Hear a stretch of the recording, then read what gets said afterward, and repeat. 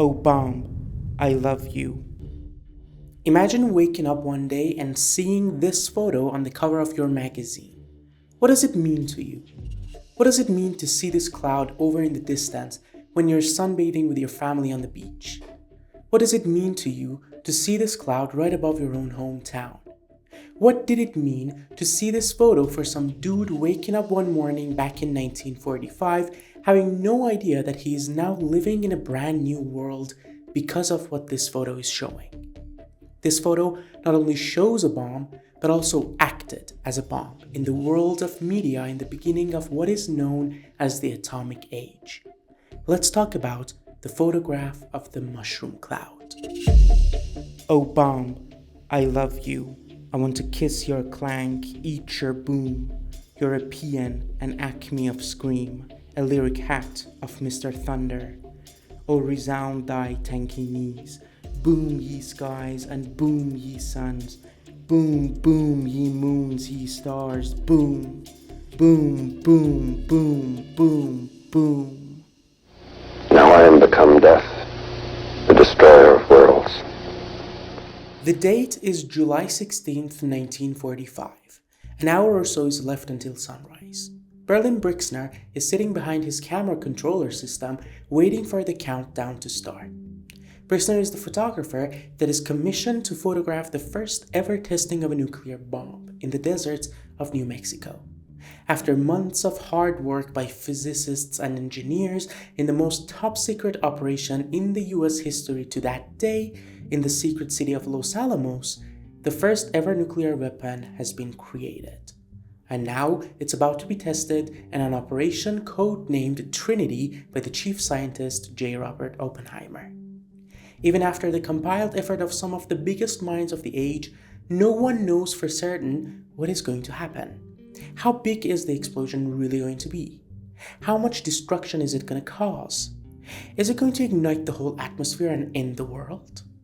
But if the test is successful, there needs to be photographic evidence to study the event later. To be able to capture this event, the photography team operated more than 50 motion picture cameras in different stations around Ground Zero, where the detonation was about to happen. Julian Mack, who was the head of the optics team, invented a camera capable of shooting 100,000 frames per second. At 5:29 in the morning, the countdown finally reached 0.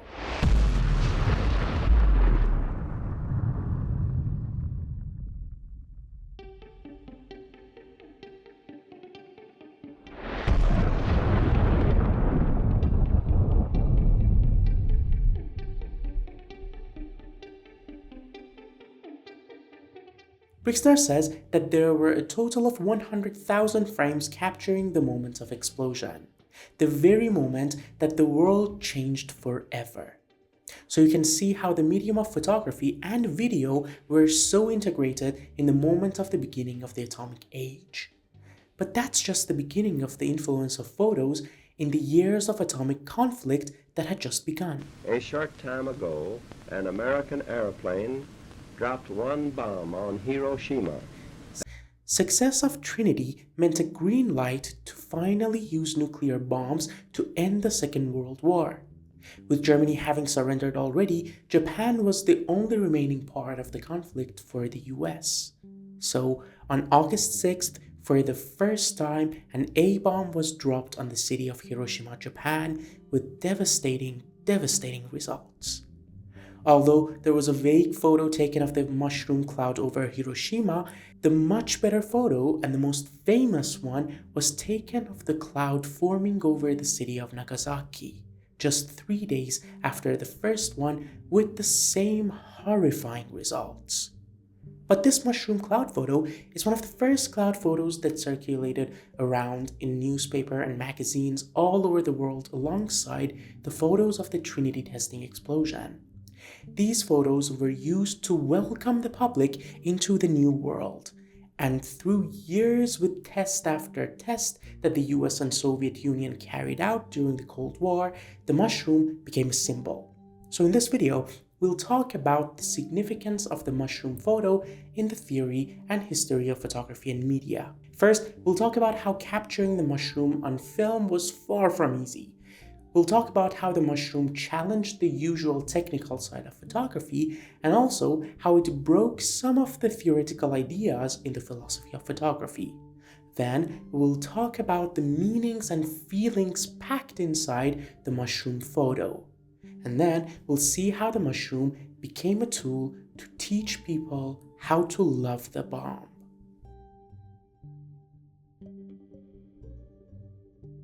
An explosion of such a massive scale, equal to 21 kilotons of TNT, is sure to be quite a big boom. With that much energy, a lot of light and heat is going to be released in just seconds. In fact, the Trinity Test explosion was at the time the biggest amount of light produced on Earth, light that could theoretically be seen from space.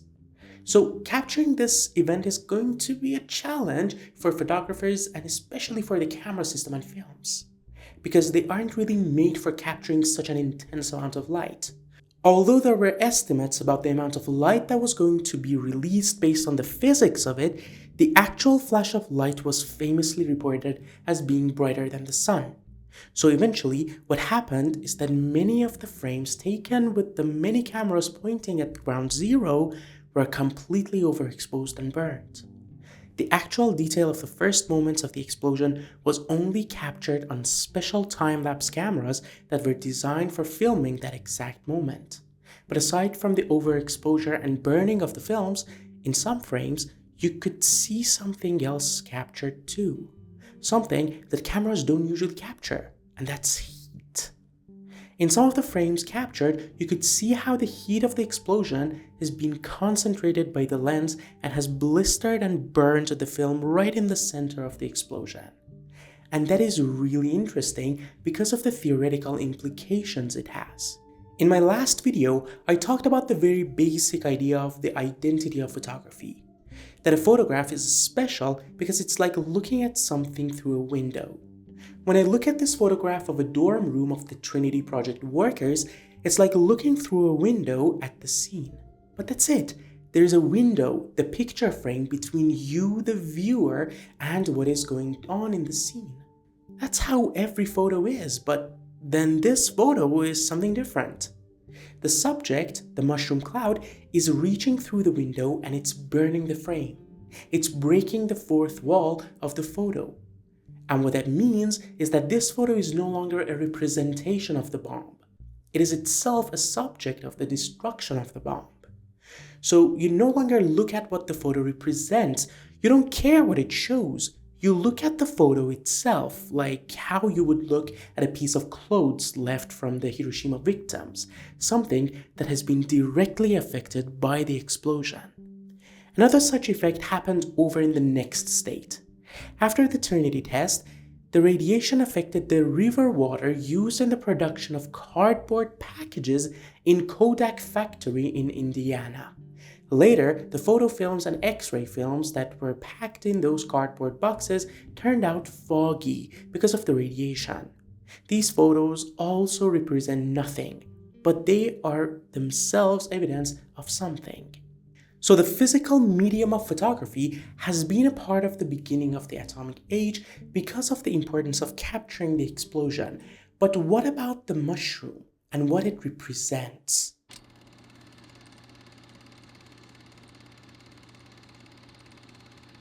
On the side of the Trinity Test, many of the people involved were anxiously waiting to see the fruit of months of hard work, and they were the very first people who witnessed the behemoth of the atomic explosion and the mushroom cloud. There were also unsuspecting people all around the state that saw the flash of light, and their description of what they saw shows a pattern. A foul and awesome display. The sun came up in the west and went down again. It was like being at the bottom of an ocean of light. The grandeur and magnitude of the phenomena were completely breathtaking. I'd rather go through an earthquake than face that explosion. It seems as though there's a minor earthquake. And then you look up and you see the fireball as it ascends up into the heaven. It's a wonderful sight to behold. You can probably see the pattern. Most of the people describe the explosion in a mix of perhaps paradoxical feelings of fear and wonder. The feeling of seeing something so magnificent and powerful that is worthy of praise, but it's also out of control and it can just eat you up and destroy you. This quality is what is described in art and literature as the sublime. Something gives a feeling of sublime when it's a delightful horror. Something that is powerful and dangerous, but only when us, the audience, are in a safe distance from it, away from harm. That feeling of seeing the magnitude of something dangerous, but being far enough not to be in danger because of it. Immanuel Kant theorizes the sublime as having two types. The first is the mathematical sublime, which means something that seems to be infinite in size or number. The other type is the dynamic sublime. It means the subject projects terror that can turn into pleasure because of the distance between the subject and the viewer, like the terror that nature can provide. Nature like staring at the Milky Way or a supermoon or a massive waterfall and looking at a stormy sea from the shore. And this is the other factor that repeats in most of the recountings of people describing seeing the mushroom cloud. And that's not being poetic or anything like that. People try to describe the mushroom cloud with referring to nature because only natural phenomena is as astonishingly huge. Up until the atomic tests, nothing human-made was as enormous as natural phenomena like storms, earthquakes, and volcanoes, and nothing handmade was so uncontrollable, untamable by human as much as storms, earthquakes, and volcanoes. Up until the atom was unleashed. So it's normal when people want to describe the mushroom, they inevitably have to refer to the nature. A flash as bright as 20 suns, the rumble of mountains. General Thomas Farrell of the Trinity Project sums it up beautifully. The effects could well be called unprecedented, magnificent, beautiful, stupendous, and terrifying. No man-made phenomenon of such tremendous power had ever occurred before. The lighting effects beggared description. The whole country was lighted by a searing light, with the intensity many times that of the midday sun. It was golden, purple, violet, grey, and blue. It lighted every peak, crevice, and ridge of the nearby mountain range, with a clarity and beauty that cannot be described but must be seen to be imagined.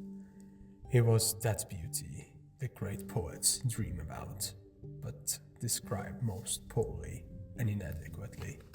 Now, how can other people experience this feeling of atomic sublime? Through a photograph, of course. Since the first images of the mushroom cloud that were published in newspapers and magazines after the Hiroshima and Nagasaki attacks, people around the world started developing a perception towards what the mushroom represents and what destruction the A-bomb can cause. When the photos and reports of the survivors of the Hiroshima and Nagasaki were distributed in the media alongside the horrific numbers of casualties of the attacks, little by little, the mushroom photo with its iconic shape was filled up with meaning. In one photo, it tells the story of an era. It has become a symbol of the atomic age, starting with the Trinity Test and Japan catastrophes until the end of the Cold War, and all the atomic tests of the different nuclear countries. So let's talk a little bit of theory, because that's what I try to do here. In this channel, I talk about theory of art and media mixed up with history of art and philosophy, so you have a lot of reasons to subscribe to the channel, just saying. Anyway, the mushroom cloud image, above most things, I think represents death. That is interesting because of how the concept of death is tied to the theory of photography. Roland Barthes, the French philosopher, says that photographing something is not just capturing a moment, it is also a constant reminder of the death of that very moment. It is as if it's a memento forcing the viewer to think about what used to be and isn't anymore. In a famous quote from the book Camera Obscura, he says, All those young photographers who are at work in the world determined upon the capture of actuality do not know they are agents of death. This is the way our time assumes death, with a denying alibi of the distractedly alive. The interesting thing is that all that meaning comes from a moment captured. But this captured moment is very different from a landscape photo. There isn't much of a sense of a paused moment, or a portrait doesn't give you the sense of the urgency of the moment like the photo of a mushroom cloud. I think that's because the mushroom cloud is representing a moment that is happening very fast. Doesn't really represent any specific detail, but makes you have a pretty good guess about what has happened before it, and it foreshadows what is going to happen. All of that in one photo that is a moment paused in the middle of an extreme action. There's this technique in storytelling called in medias res. It means starting a story in the middle of the plot instead of the beginning, and the details of the beginning of the story get uncovered bit by bit. Novels use it a lot. A lot of action movies also use this technique when they drop you in the middle of a battle scene and later on explain what the battle is about. Also, video games use this technique a lot to quickly hook you into the action and the capabilities of the gameplay. The mushroom cloud is exactly that. It puts the viewer in the middle of the story, in the highest point of action, and then prolongs that very short moment. And because of this urgency, it is the pinnacle of the past and the future. Because seeing this moment tells you about what caused it and tells you what will happen next. Imagine you're driving at night and suddenly you see the headlights of an 18-wheeler coming at you fast. In that split second, someone pauses the world, and you stare at those two headlights. In that moment, you'll probably think about what you did wrong. Where did the truck come from? What could you have done differently? And what will happen now? Are you going to survive this? What if you don't? What will happen to your family then? How will they feel? Will they remember you at all in 20 years? All this thought of past and future comes from the urgency of the action stopped in the middle. The photo of the mushroom cloud represents all that too. It can make you think about the preparations that went into making this bomb, the delivery of the bomb, and then the devastation and chaos that it is about to bring in the moment and until months after, when the number of casualties climbs thousands and thousands. Or it could even be reminiscent of all the efforts that went into the development of nuclear physics, all the way to the tension of Cold War, right up until Barack Obama becomes the first American president to visit the cities of Hiroshima and Nagasaki. But the thing is, that's not what all people thought about when looking at the mushroom cloud photo. For a long while, it might have even been the exact opposite for many people.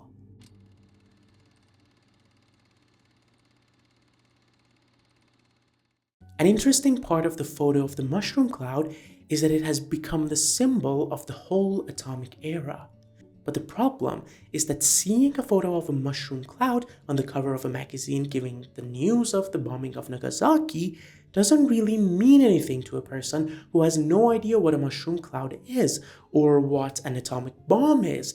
And more importantly, what would a picture of a mushroom-shaped smoke tell someone who has no idea what a nuclear bomb can do? This photo of the mushroom cloud over Nagasaki is one of the most famous mushroom photos now.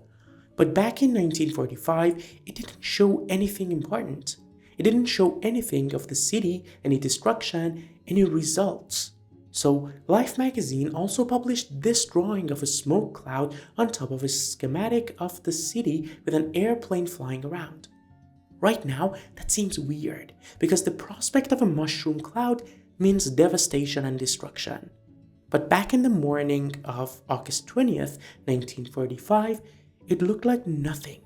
So it meant like nothing. That's what happens to brand logos a lot. If I draw this sign and tell you this is the sign of my donut shop, well, you'd rather see some photos of donuts. But if I keep feeding you images of donuts, delicious things, chocolate, and brand it with my sign, after a while, when you're driving on the street and see the sign, you're gonna think of donuts. That's the bare-bone basic concept behind marketing on a logo. The same thing happened to the photo of the mushroom cloud. Logos are graphical elements, but photos, it is very rare for a photo of something to be so empty of meaning and associations. The only association to it is smoke and cloud, and in some photos of the later tests, that's not fully true either. So it's just waiting to be given meaning. Also, a photo like this has one more thing that makes it extra valuable to media. As I talked about it in the last video, people generally see photos as representative of the truth and reality. So any meaning that is given to the mushroom cloud will automatically be considered as the truth. You can probably see where I'm going with this. The American media doesn't want what they did to be shown as a disaster, as a weapon of mass destruction. What they want is to show an achievement, an exhibition of power. When the clouds open up over the target at Nagasaki, target was there pretty as a picture. I made the run, let the bomb go. That was my greatest thrill.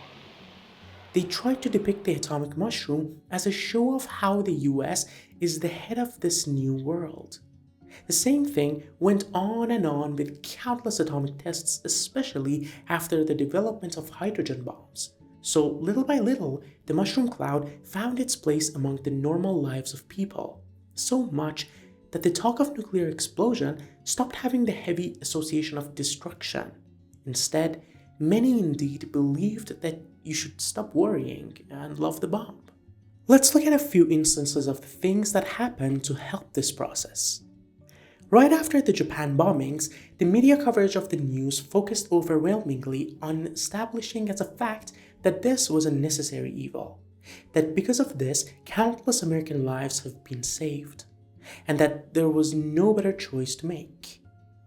And this belief had enough time to sink in because of how slow and controlled the release of eyewitness reports from Hiroshima and Nagasaki were.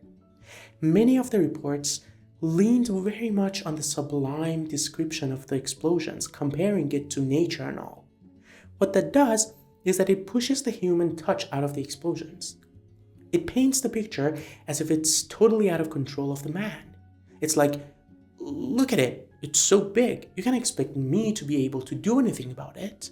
Less than a year after the bombings, the first post-war nuclear tests happened. Less than a year. And then test after test were carried out, and from those tests, magnificent sublime photos of the mushroom clouds were taken and distributed. Robert Frank, the famous American photographer, remembers seeing these mushroom cloud photos as postcards at a store on the road. Many people have retold stories from their childhood having such postcards and trinkets marked with the mushroom cloud, especially of the only color image of the Trinity Test, shot by Jack Abbey. The first ever nuclear testing after the war happened in 1946 in the Coral Reef Islands of Bikini Atoll, codename Operation Crossroads. The testing of the two bombs in Bikini Atoll was faced with a lot of different reactions, many feeling proud of the developments and many feeling that such tests are unnecessary and are more of a show rather than actual tests. During the tests, on the anniversary of Hiroshima bombing, to celebrate the achievements, General Spike Blandy and his wife cut a cake shaped like a mushroom cloud, just like cutting a wedding cake. And this photo circled around in media. The bomb will not start a chain reaction in the water, converting it all to gas and letting all the ships on all the oceans drop down to the bottom. It will not blow out the bottom of the sea and let all the water run down the hole. It will not destroy gravity. I am not an atomic playboy, as one of my critics labeled me, exploding these bombs to satisfy my personal whim. Also, only 4 days after the first test of Operation Crossroads, named A-Ball, the French designer Louis Réard introduced his new design of swimwear for women. and he hoped for it to act like a bomb in the fashion industry. So he named his design the Bikini, after the Bikini Atoll site of nuclear tests. And what do you know? It did become a bomb in fashion. It became a talking point because of the revealing design that it had. So the atom is finding its place in the normal lives of people little by little. The next big step happened when President Truman assigned parts of Nevada land as a location for nuclear tests. That's when Nevada became a tourist destination for people who wanted to see the mushroom cloud. Let's call it the nuclear tourism. Las Vegas mixed the attraction of their local showgirls with this new public attraction of the state and started Miss Atomic pageants. The first Miss Atomic pageant was nicknamed Miss Atomic Blast in 1952. We had Miss Q, who was crowned with a mushroom cloud after the Q test was postponed in 1955. But the most famous one that remains in the minds of many people and still is an icon of the Nevada test site is this picture from photographer Don English, with the model wearing a mushroom cloud. This icon got famous as Miss Atomic Bomb. Also in the art scene, the mushroom became a recurring element. Famously, the satirical movie Dr. Strangelove by Stanley Kubrick used the whole topic of the Cold War tension and tug of power as a target of dark humor. There are uses of the mushroom imagery in visual arts like sculpture and photomontage, and the poem that you heard in the beginning of the video was a very short part of a poem by Gregory Corso, published in his poetry book, The Happy Birthday of Death. The poem Bomb is printed shaped like a mushroom cloud, and it's interesting how it is folded up in the middle of the book like the centerfold photo in a magazine that reminds you of the pin-up nature of Miss Atomic Bomb imagery. There are also countless other movies that use the mushroom imagery.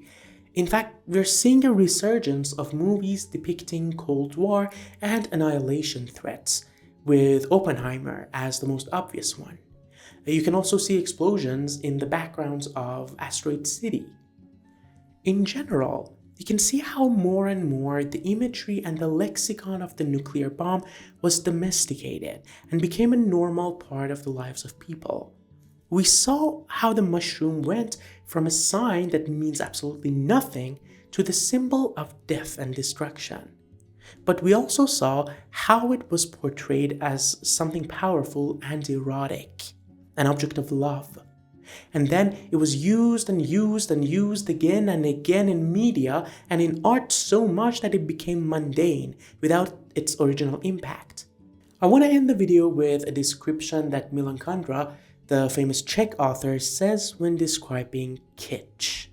Kitsch is a German word meaning trash, and it describes what is known as the mundane, cheap, and sentimental form of popular culture. The mushroom cloud basically became kitsch until the end of the Cold War. Milan Kundera describes kitsch, and in my opinion, the arc of the mushroom cloud like this. It follows then that the aesthetic ideal of the categorical agreement with being is a world in which shit is denied and everyone acts as though it did not exist.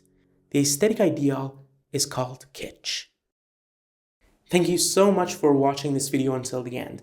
I really tried to focus only on the significance and the effect of the mushroom cloud photo and imagery, because the atomic era has had so much impact on art and culture and public perception that it wouldn't fit in a video, and it has been studied significantly as well. I've put all my resources and inspirations down in the description. If you found the video interesting, don't forget to like the video and please subscribe, especially if you like videos about art theory and philosophy and visual culture. I would really appreciate it. Thank you again, and I'll see you in the next video.